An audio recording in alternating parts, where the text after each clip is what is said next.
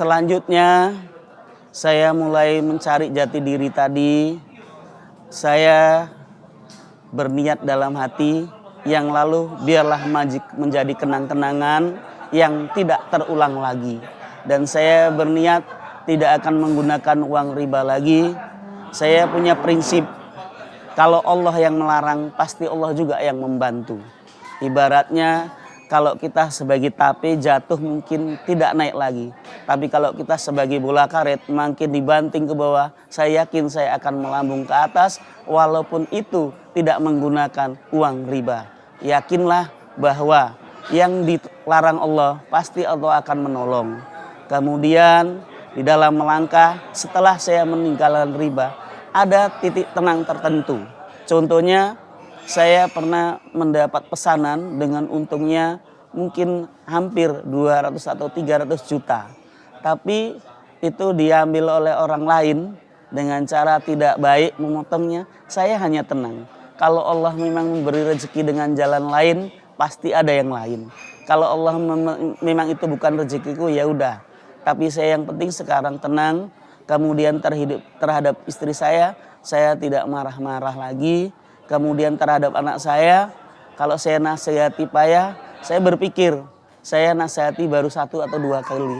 Nabi 13 tahun memberi nasihat. Bahkan Pak Cik kandungnya sendiri aja tidak bisa ditolongnya. Jadi kita hanya bisa menyampaikan.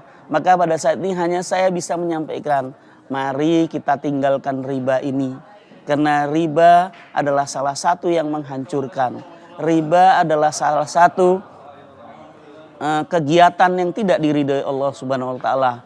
Allah menyukai jual beli tapi mengharamkan riba. Berjuanglah sahabat, mari sama-sama kita perangi riba dengan cara kita masing-masing. Yakinlah kalau kita meninggalkan riba, kita akan ditolong Allah dengan jalan yang tidak disangka-sangka.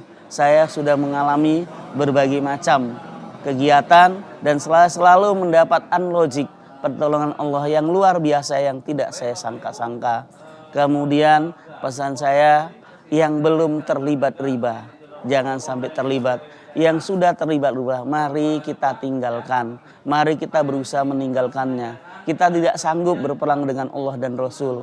Saya sudah mengalami dengan kisah istri saya, dengan kisah anak saya. Mudah-mudahan ini menjadi suatu contoh yang tidak baik itu, mari sama-sama kita tinggalkan. Semoga Allah senantiasa memberikan petunjuk buat kita semua, buat saya sendiri, buat anak-anak saya.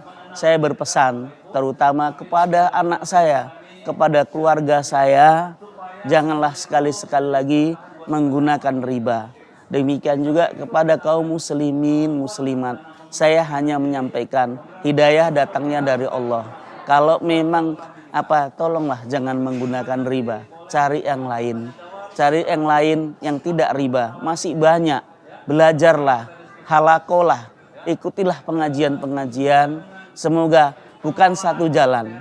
Ibaratnya mengusahakan itu memotong kertas dengan menggunakan gunting. Apakah kalau tidak dengan pakai gunting bisa putus? Bisa. Dengan roll, dengan koyak. Membuka usaha, hilangkan kata utang.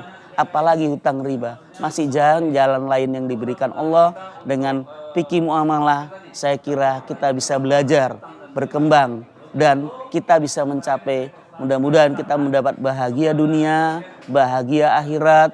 Kita semua berjuang bersama-sama. Kalau bisa kita adalah orang-orang yang memegang tampu ekonomi tanpa riba.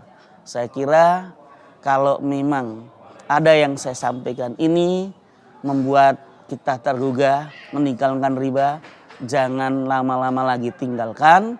Kalau ada yang tidak pas, namanya sebagai manusia biasa, kalau kami di Batubara selalu mengatakan, kalau ada jarum yang patah, jangan dipotong berkerat-kerat. Kalau ada penyampaian yang salah, mohon maaf dunia akhirat. Wabillahi taufik wal hidayah. Wassalamualaikum warahmatullahi wabarakatuh.